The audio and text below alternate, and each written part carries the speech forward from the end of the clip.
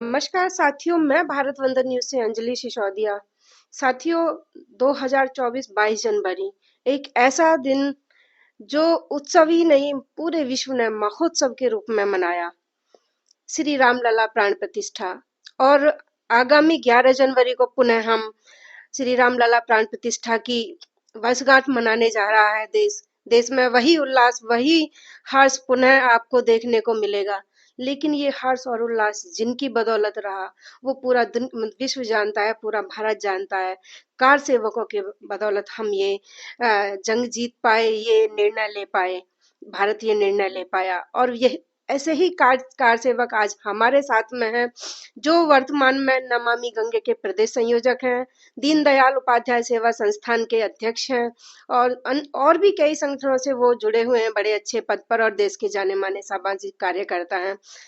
ऐसे ही कार सेवक जिन्होंने अपनी यात्रा को आपको अपने मुंह जवानी वो संघर्ष की यात्रा बताएंगे, जो उस समय वो जन आंदोलन हुआ, श्री राम जन्मभूमि का आंदोलन हुआ। ऐसे ही कार सेवक आदरणीय चंद्र प्रकाश चौहान जी हमारे साथ हैं। भैया, सर्वप्रथम आपका भारत वंदन न्यूज पर बहुत बहुत स्वागत है। धन्यवाद, नमस्कार। मैं सबसे पहले ये पूछना चाहूंगी कि श्री राम जन्मभूमि आंदोलन में जब आपने अपनी भूमिका निभाई, तो आपको ये लगन लगी कैसे, और कैसे कैसे आप पहुंचे वहां पे? आपकी मुंहजुबानी, आपके संघर्ष की कहानी हम जानना चाहेंगे। नमस्कार आप सभी को, जो भी आपके जो व्यूअर्स हैं, जो दर्शक हैं आपके, उन सबको जय श्री राम। अ, लगन की बात जैसे आपने कहा, तो ये तो खैर इनबिल्ट आई थी बचपन से ही मन में। भगवान राम के प्रति हम अपने दादाजी, दादी जी, नाना जी, इन सब लोगों से सुनते आए भगवान राम का कोई इस तरह का सब हर घर में रहता ही है। जी। तो लेकिन जब थोड़ा सा बड़े हुए, बड़े होने के बाद संघ के संपर्क में आने से, सही बताऊं तो मैं राष्ट्रीय स्वयंसेवक संघ के संपर्क में आने के कारण से ये अंदर से और इसको बल मिल गया। और उनके के साथ ही मिलकर के ही हमने ये सब काम को किया था। तो पहली बार अगर मैं बात करूं तो 1990 की बात है। 1990 में हम लोग, हम 3 दोस्त थे मिलकर के, क्योंकि उस समय पूरे देश में पूरा भगवान राम यात्राएं हैं, जगह जगह रामशिला यात्राएं हैं, और जन आंदोलन एक तरह से खड़ा हो गया था। तो हमारे अंदर भी भावनाएं हिलोरे मार रही थी कि हमें जाना है, जाना है। लेकिन उस 1990 में हमें किसी ने नहीं बुलाया था। हम स्वयं अपनी प्रेरणा से, अपने मन से, हम 3 दोस्त जो है यहाँ से गए, और बाइक हमने लोगों ने खरीदी। पहले बाइक पे जो है ना नंबर 10-10 दिन बाद मिलता था। अच्छा। तो अप्लाइड फॉर लिख लेते थे इस तरह से करके। तो एक नई हीरो होंडा बाइक खरीद करके, और उस बाइक से हम लोग, क्योंकि उस समय मुलायम सिंह की सरकार थी, और उन्होंने जो है ये कह रखा था कि अयोध्या में परिंदा भी पर नहीं मार सकता है। तो वो एक तरह से चैलेंज भी था मन में कि हम देखते हैं कैसे नहीं करेंगे। और हम सब लोग उसी समय क्या हुए, हम बाइक से जो है सीधे दिल्ली से, और जहाँ सड़क मिली वहाँ सड़क द्वारा, जहाँ सड़क नहीं थी लगा के रास्ते आगे बंद हैं कुछ हैं, तो गांव के जो चक्रोट होते हैं वहाँ, रात को हम लोग, रात मतलब 2 दिन में हम वहाँ पहुंचे थे। लगभग गाँव में रुक जाते, गाजियाबाद से। मैं दिल्ली रहा करता था जब। दिल्ली से अयोध्या 2 दिन लगे हमें पहुंचने में। रात को एक जगह रुके, लखनऊ, वाया लखनऊ गए थे हम लोग। एक गांव, नाम ध्यान नहीं है, इस गांव में हम रुके थे। उनको पता लगा कि हम वहां जा रहे हैं, अयोध्या जा रहे हैं, तो बड़ी खातिरदारी हमारी लोगों की, और जगह जगह जहाँ रुकते थे। खैर हम लोग पहुंच गए थे 30-29 की रात को ही वहां पहुंच गए थे अयोध्या जी में। लगभग कितनी उम्र रही होगी उस समय? मेरी उम्र रही होगी उस समय, मतलब क्या बताऊं, लगभग 21 साल के आसपास रही होगी, 25 साल के लगभग रही होगी। विवाह हो चुका था? विवाह हो गया था। तो फिर पत्नी ने या घर वालों ने अनुमति दी थी या कैसे? हाँ, घर वालों को कोई समस्या नहीं थी।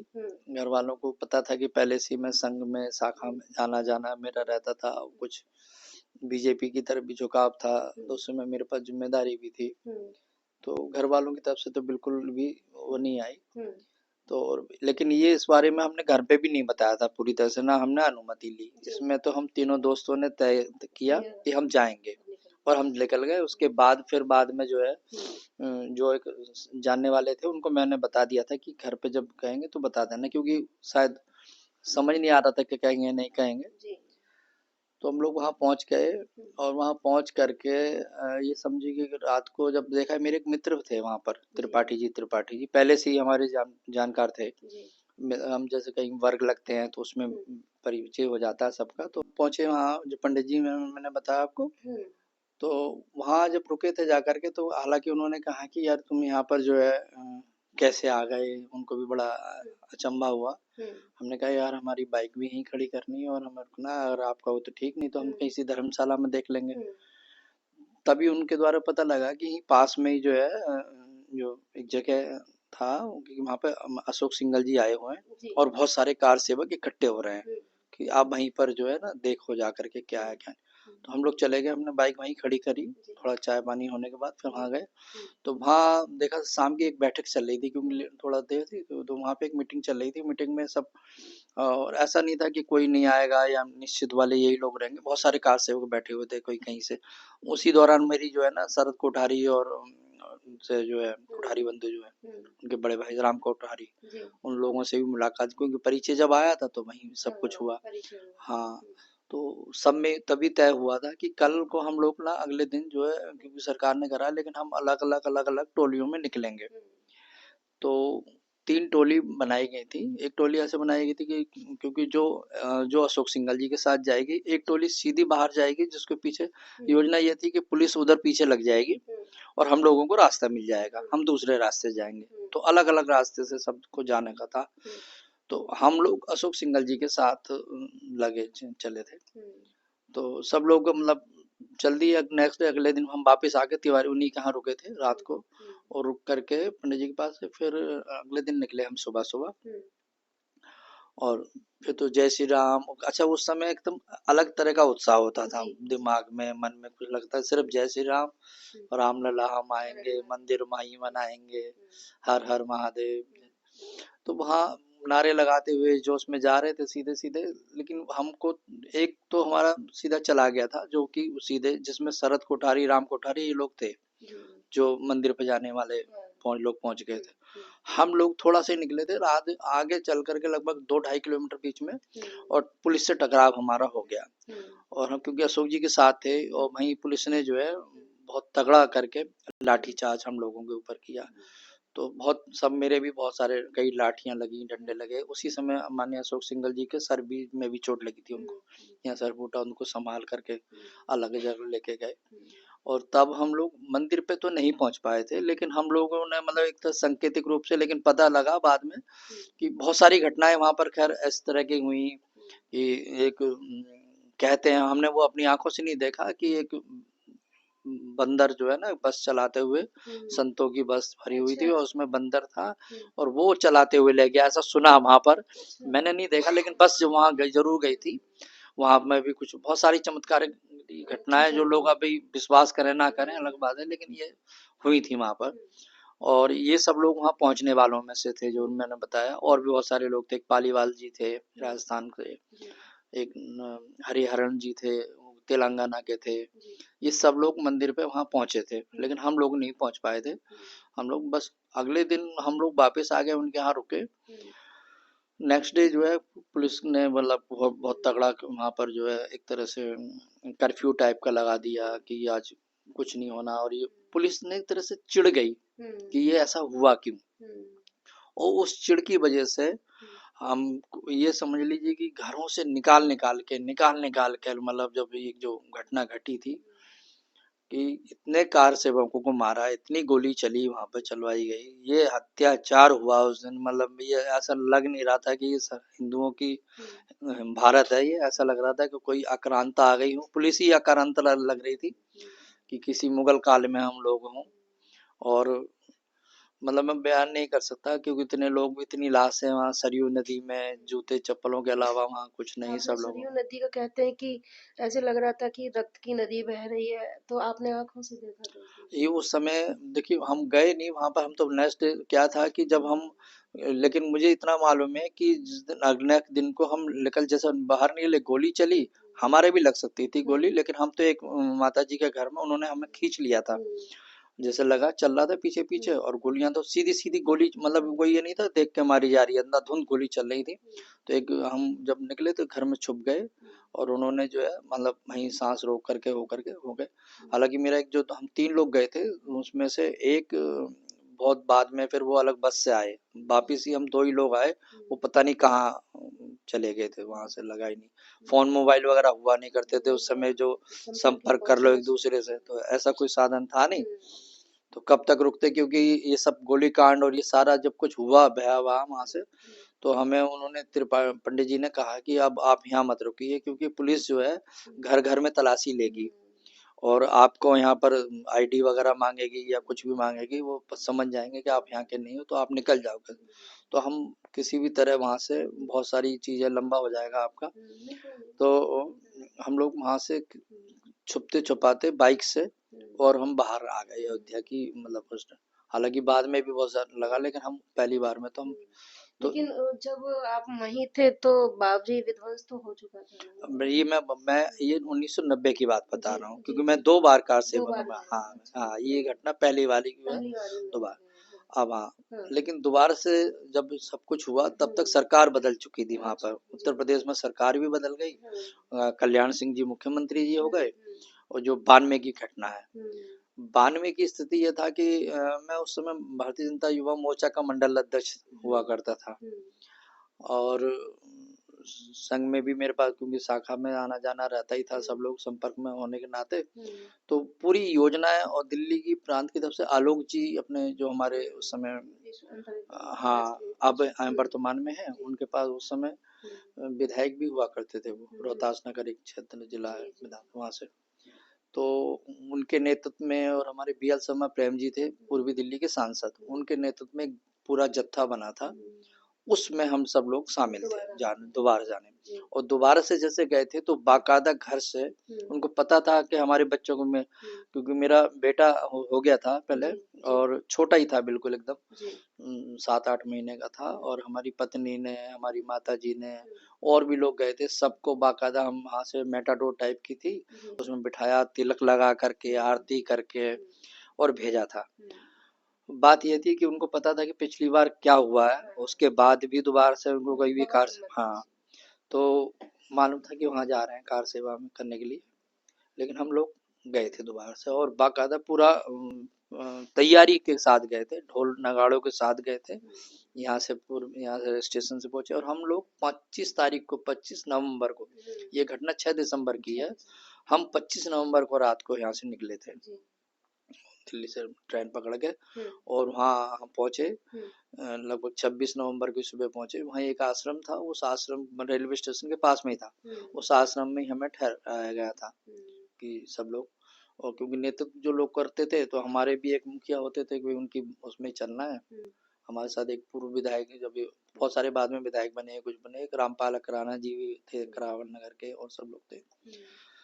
तो हम वहीं रुके रात को, और फिर क्योंकि हमको पता था कि गोली चली, सब कुछ चली, तो हमने वहां पर एक पूरा एक बहुत बड़ा 10 बाई 10 का कह लीजिए पूरा अंडरग्राउंड टाइप का बनाने के लिए खुदाई करी, हम स्वयं अपने आप से की हमने, और पुआल, हाँ बंकर टाइप का बनाया, और ऊपर जो मूजी वगैरह बोलते हैं, धानों की जो मूजी होती है, उस टाइप की नीचे बिछाई, और ऊपर बांस वांस लगा करके इस तरह से बनाया था, ताकि छुप सके यहाँ पर हम, कल को कुछ भी होगा। लेकिन रहते वहां थे अपने रूम में, और हम लोगों का बाकायदा पूरी प्लानिंग के साथ उस समय था। मैं तो ये कह सकता हूँ, क्योंकि हमको तो ये तो जानकारी होती थी कौन कर रहा है क्या नहीं कर रहा, हमारा ये तय था कि 2 घंटे के लिए कार, हाँ इस टीम को ये करना है। 25 लोगों का हमारा एक टीम थी अलग, कि 25 लोगों को इस टाइम से इस समय तक वहां जाना है। तो हम लोग सब, सारी व्यवस्था वहीं मिल जाती थी, तो हम लोग बाकायदा जो जो ढांचा में जाते थे, और अंदर हमारा काम था कुदाल चलाना, कुदाल मारना, ये करना, क्योंकि वो ढांचा इतना मजबूत था, बहुत मोटा लगभग रहा होगा, इतना मजबूत था कि वो ऐसे, कोई ये कहे कि 6 दिसंबर को ज्वार आया और धक्का दे दिया, ऐसा हो गया, तो वो ऐसे धक्का देने के लिए मैं टूटता ही नहीं, वो नहीं टूटता, वो उसको बाकायदा सब लोगों ने 25 तारीख से ही ये शुरुआत कर दी थी और लगातार चलता रहा ये काम। हमारे बाद कोई और आता था, उसके बाद कोई और आता था, 24 घंटे में तो वहाँ प्रवेश हो रहा था फिर ऐसी स्थिति में? प्रवेश होता था हमारा। हम लोग सब जाते थे, अच्छा। 25 लोगों का हाँ, प्रवेश होता था हाँ, बाकायदा। हाँ, दोबारा ये स्थिति नहीं थी। हाँ, और हमको जब हम क्योंकि दो 24 घंटे में 2 बार हमारा एक बार नंबर आता था 2 घंटे के लिए। हाँ, तो जो आस-पास बहुत पुलिस थी, पुलिस भी बहुत थी, पुलिस की कमी नहीं थी, मिलिट्री थी, सब थे। तो हम लोग दिन में जब वहीं पर एक क्रिकेट ग्राउंड सा बना हुआ था मैदान, तो वहाँ क्रिकेट वगैरह खेलते थे खाली समय में। तो वहाँ पुलिस वाले और ये सब लोग कहते थे कि देखो ये आखिरी मौका है आप लोगों के पास अच्छा, में। इस बार चूक गए तो जीवन भर कभी नहीं मिलेगा। अच्छा, मतलब ये इस तरह प्रशासन के हाँ, कुछ लोग थे साथ। ऐसे मतलब बोलते थे कि ये अब चूके तो कोई नहीं मदद करने नहीं आएगा। ये आखिरी मौका है। जो कुछ करना है करके जाना, नाक कटा के नहीं जाना। इस तरह की मतलब दिमाग में ये करते। ये सब कुछ चलता रहा। 6 दिसंबर से पहले 5 दिसंबर की रात्रि को एक सूचना मिली कि भाई कार सेवा तो कल होगी, लेकिन सांकेतिक रूप से होगी।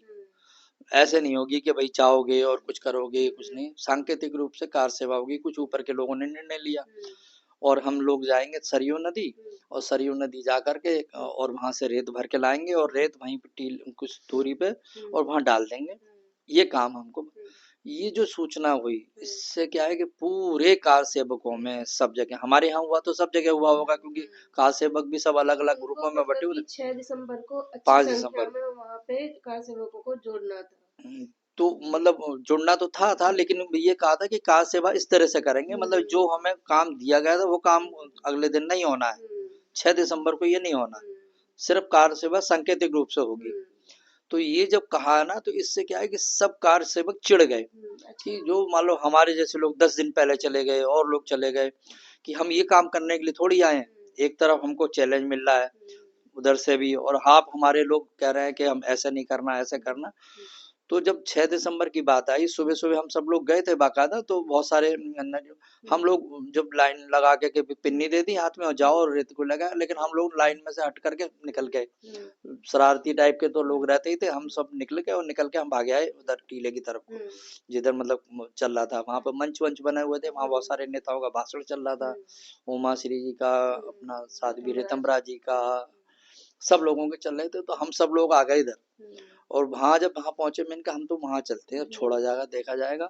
वहां जब लगे तो वहां रोकने की, वैसे ऐसा नहीं है रोकने की कोशिश नहीं की लग करके, लेकिन हमें समझ नहीं आया कि अंदर कौन सी शक्ति आ गई, कौन घुस गया था शरीर के अंदर, क्या घुसा, कुछ समझ में नहीं आया। और हम सब लोग पहुंच गए ऊपर और सीधे वहां पर मेरी फोटो है, अभी भी आती है दैनिक, इसमें पंचजन्य में छपी हुई है और बार बार आती है वो फोटो, लगती है मेरी फोटो। जब मैं ऊपर किसी ने पत्रकार ने ले ली होगी उस समय की, वो एक दो चार ही फोटो है, ज्यादा की तो है नहीं उसमें। मेरा मैं हूँ वहां उसमें। तो हम सब लोग पहले तो वहां जाके जश्न टाइप का मनाते हैं ना, मतलब ये नहीं था कि ऊपर देखेंगे और हुड़दंग टाइप का। और फिर कुछ लोग लग गए, फिर अपना काम शुरू हो गया कि उसको, तो क्योंकि खोखली तो हो चुकी थी ना वो अंदर से सारा। तो फिर तो लोगों ने धक्का देना और ये करना, जिसके हाथ में जो आई, कुदाल। इवन मेरा ये कहना गलत हो जाएगा, लेकिन मैंने ऐसा भी देखा वहां पर कि पुलिस के जवान भी अपनी वर्दी उतार करके बनियान में, और जो संगीन लगी होती है आगे, उस संगीन से भी खोदे थे। मतलब इस तरह का काम था वहां पर। सब लोग मतलब लगे हुए थे, वो चल रहा था काम पूरा। हम लोग लगभग पहला जब ढांचा गिर गया था, पहला मुखबंद जब गिरा, उसके बाद हम सब चल दिए वापस कि भाई कुछ भी हो सकता है। तो हम लोगों को काफी हो गया तो हम चल दिए। मेरी जैकेट वहीं पे एक चाय की दुकान थी बहुत पहले, वहीं छोड़ दी थी मैंने और हम वापस आए। जब वापस देखा दोपहर में, तो दोपहरी में ही ये समझो कि अयोध्या जी में होली हो रही थी, गुलाल उड़ रहा था रात को। रात को दिवाली हुई थी उसी दिन और दिन में होली हुई थी पूरा सब। और जो लग रहा था ना, पता लग गया होगा वहां पे कि ये भाई टूट गया, पहला ढांचा टूट गया पूरा। तो जो कार सेवकों के बाकायदा पैर छू रहे थे लोग और माथे पे लगा रहे थे फिर हमारे हनुमान, ये वो सब इस तरह का नजारा उस समय था। ये सब अपने यहाँ हम लोग तो फिर रात को लगातार मैं रात को 7 बजे दोबारा से अपनी जैकेट लेने के लिए, क्योंकि हमने सोचा कि अब वापस आएंगे और अब तो गोली यहाँ चलेगी, गोली चलेगी निश्चित रूप से, क्योंकि रात को लगभग 7:30 बजे राष्ट्रपति शासन लग गया था वहां पर। तो तो मैं दोबारा से गया वहाँ से अपने जैकेट लेके आया, कर्फ्यू था हालांकि, लेकिन मुझे एक जवान पुलिस के मिले, उन्होंने कहा कि मेरे साथ चलो मैं दिलवाता हूँ। तो वहाँ से ले करके और फिर रात की जो भी ट्रेन मिली, मुझे नहीं मालूम कौन सी किस ट्रेन से आए थे, उस ट्रेन से हम लोग वापस रात को बैठ के वापस अगले दिन वो जब ट्रेन थी, उस ट्रेन पे भी बहुत सारा पथराव हुआ, जगह जगह पथराव हुआ कई जगह, क्योंकि पता लग गया होगा आसपास के गांवों के लोगों को, जहाँ जहाँ मुस्लिम क्षेत्र ये कार सेवक हैं, तो उन पे बहुत तगड़ा पथराव था, लेकिन हम सब लोग आ गए थे वापस दिल्ली में। लेकिन अंदर से इतना सुकून था, इतना ऐसे लग रहा था जैसे कितने हल्के हो गए हों, और वो, हाँ, उसको मैं शब्दों में, मेरे पास शब्द नहीं है कि जो कैसा मैंने महसूस कर रहा था कि ये ढांचा था, कलंक था, इस देश के ऊपर कलंक था, जो उस कलंक को समाप्त कर दिया। और मैंने कहा जो भी आगे देखा, मैंने कहा बताएंगे हम अपने बच्चों को भी कभी जब हो जाएंगे, ये आज दिन लग रहा है तो ये बहुत हौसलों की हाँ। बात होती है। लेकिन जब ढांचा गिराया गया, उसके बाद में सरकारें बदली और चुप्पी सी साध ली गई राम मंदिर के नाम पे। उसके बाद में फिर 2024 22 जनवरी का दिन आया। उस दिन को किस तरह से वर्णित करेंगे? हालांकि बीच की प्रतीक्षा बहुत लंबी है और प्रतीक्षा करना एक एक सेकंड भारी हो जाता है। जिन लोगों ने उस चीज के लिए मेहनत करी और परिणाम बहुत देर में आए, तो कैसा लगा?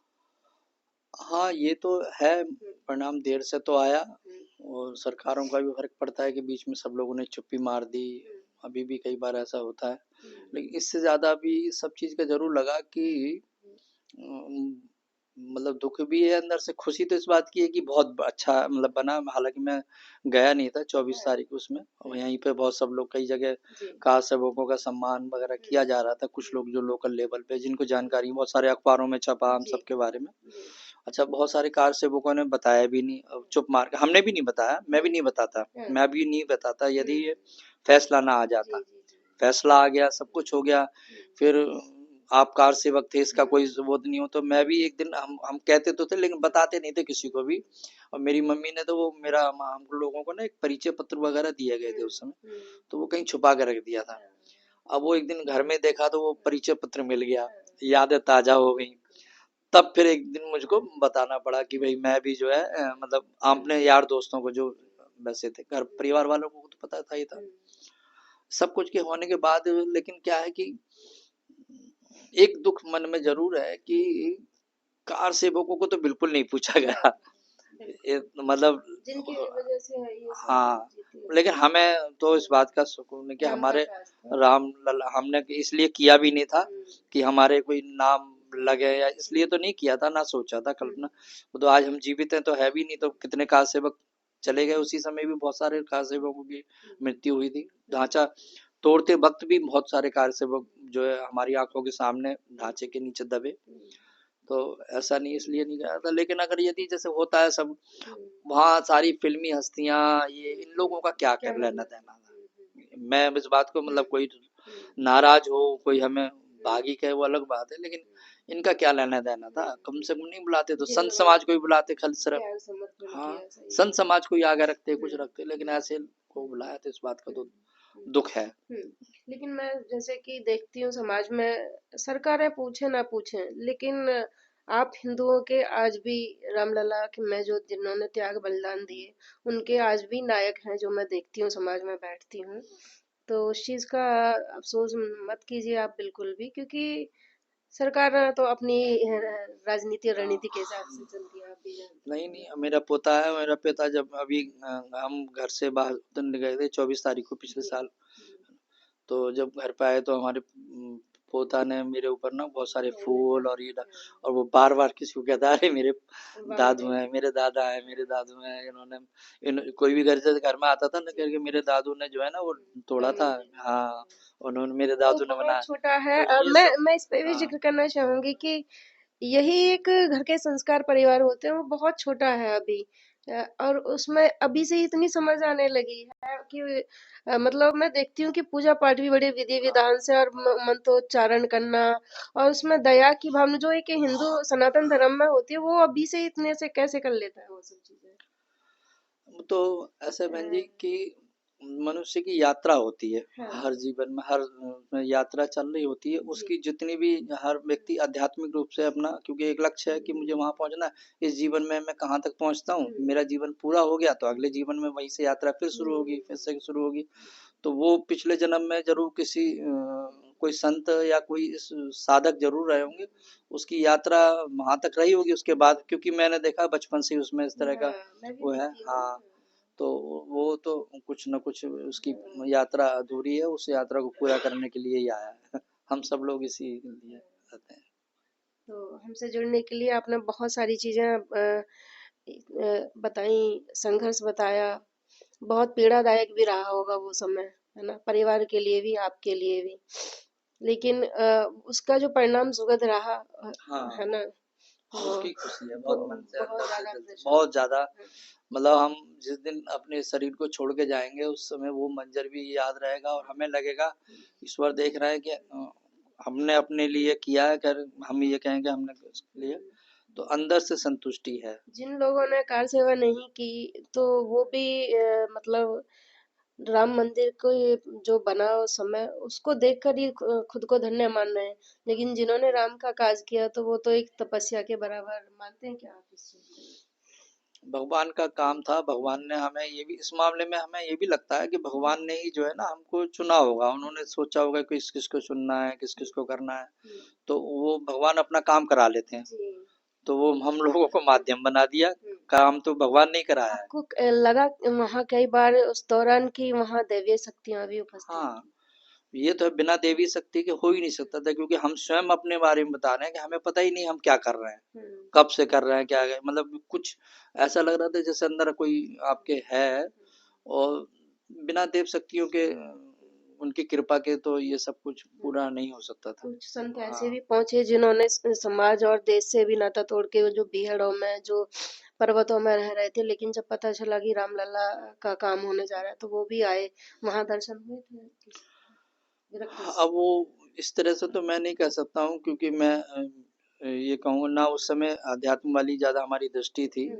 हर व्यक्ति की दृष्टि का समय उसका होता है, अभी होता है तो अलग बात है, जैसे लेकिन आते हैं जैसे अब कुंभ लगेगा, अब उस कुंभ में कितनी देव शक्तियाँ, कितने देव ऋषि, कितने अपने रूप बदल के भाई, कुंभ का मतलब ये होता है कि कैसे रूप बदल करके लोग हाँ स्वर्ग से आएंगे, लेकिन वो साधारण मनुष्य के भेष में होंगे।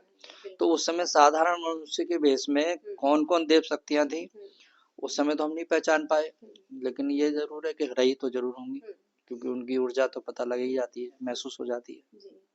तो भारतवर्ष के जो भी सनातनी है वो आपके त्याग को, बलिदान को बहुत प्रणाम करते हैं, प्रणाम में हैं इस देश के कार सेवक जिन्होंने राम मंदिर में अपने बलिदान दिया।